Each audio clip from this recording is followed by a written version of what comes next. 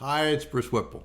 Let's talk about dreams, and dreams demand discipline. Super important. In all the mentoring that I've done, I've seen a lot of people come to me and they say, I want to be a billionaire. And maybe they say, I want to be a billionaire in 30 days. And we both know that that's a wish. Maybe not both. There are some delusional people. But a wish is very different than a goal that's backed by action. And how does that happen? That happens through discipline. And when you look at that, you've got to say to yourself, if you want to be successful, and the most successful people that I've mentored do this, is they have a goal. They also have a plan by which they want to get to that goal. That can change in time. But they have the discipline to be able to say, okay, here's what I'm going to do, and here's what I'm going to do every day. And there are days when you don't feel like doing that. But if you essentially know what you're supposed to do and have that on autopilot, and that's discipline, you'll know, okay, I want to get up at a certain time. I want to start working. I want to work out. I want to eat whatever it is. I want to make these calls. I want to have these letters sent. I want to work with a VA and have the VAs do this. If you know all of that stuff, it becomes automatic. And one of the examples I've used, and this isn't because I'm special, it's just because it became discipline. I do a podcast every week, and that at last count was 370 podcasts. 370, never missed a week. There was a week that I came to like 3 p.m. on Monday, which is the date I said I would publish them by, and said, ooh, I haven't done a podcast. So I did it. But I never missed in 370, a lot of years there. But why was that? Is that I just wrote that down, knew that if it was a Monday, I had to complete a podcast, and I would get it done. The same thing is true for this. When I ask someone that I mentor fill out a weekly accountability form, I ask them, what was the goal that you set last week, and did you accomplish that goal? And that goal, barring death or coma, as my mentor has said, should be able to be hit. There are some things that certainly happen along the way, but for the most part, those should be hit. And so it should bother you if you write, did you accomplish them? No, that should bother you. But a lot of people it doesn't bother. And that's the discipline part of it. Hold yourself accountable to this. So how do you get discipline? It first starts with a why. And the why is the fuel that does this. And then you put the processes in place which allow discipline. One of the best is the Ivy Lee method. Write down every night the 3 things, maybe the 6 things that you want to accomplish the next day to move the needle toward your goals. That's your to-do list. That's not somebody else's to-do list. That's your to-do list. And without fail, do that every day. I have a planner that I've used for 30 plus years, the Franklin Planner, and every day I write those things down that I want to accomplish the next day, and I prioritize them. So the most important is the first one, and then it goes from there. And then if you really want to find out how serious you are, do a time log. From the morning that you wake up to the time you go to bed at night, write down, got up at this time, what you did along the day. And what you're going to find is that is your priority. Those are your priorities. How you spent that time. Are you working your to-do list?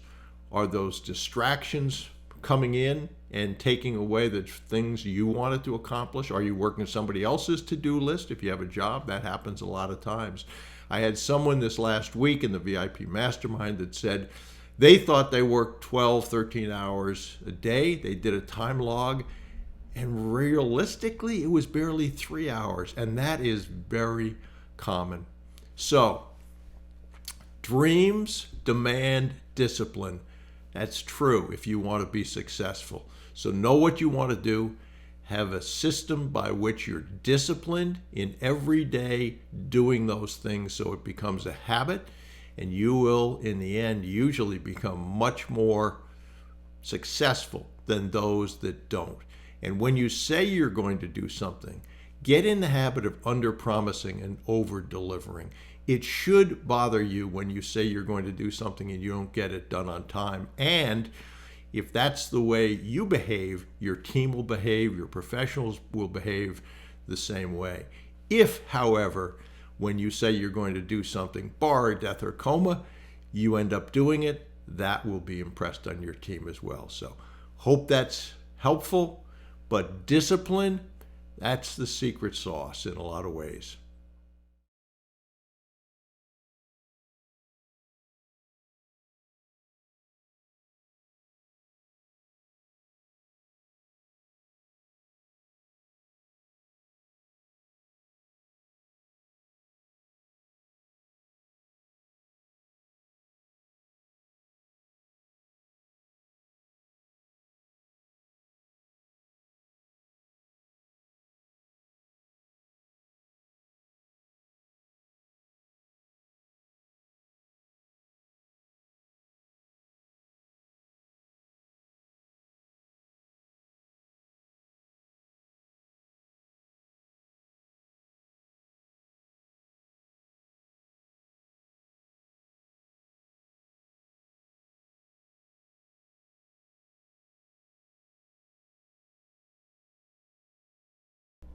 Hi, I'm Bruce Whipple, and welcome to part 2 of Has the Government Shutdown Killed Business Acquisition?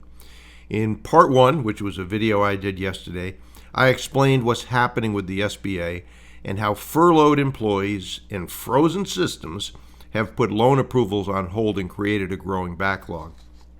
The SBA itself has said that each business day of the shutdown, approximately 320 small businesses can't access about 170 million in SBA-backed loans. That's each day. So as of October 21st, that's roughly 2.5 billion in capital delayed for about 4,800 businesses.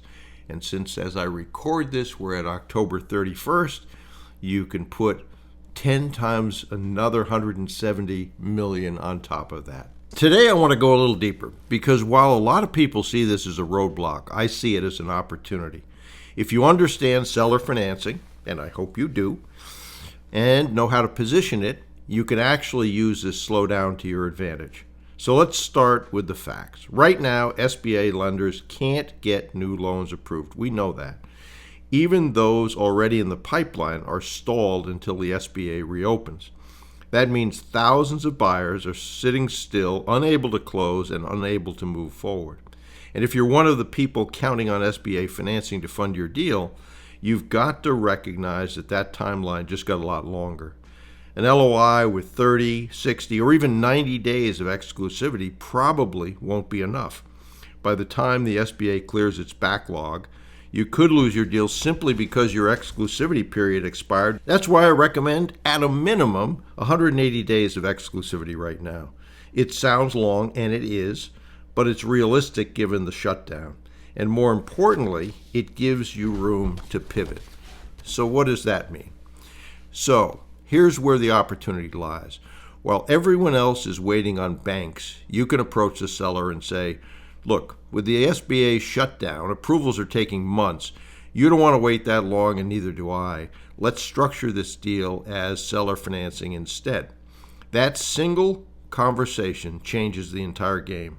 You're offering a faster close. You're solving the seller's problem, uncertainty. You're creating a win-win. The seller usually gets a higher price and steady income as well, since they are the bank in that transaction. And you get the deal done while the competitors are stuck in limbo. Now, seller financing isn't right for every situation. If the seller has heavy debt, as I've said before, it's harder to make it work, if it can work at all. But for older owners who've paid off their businesses and value steady retirement income, it's really ideal. You have to believe that to be able to help sell it, however.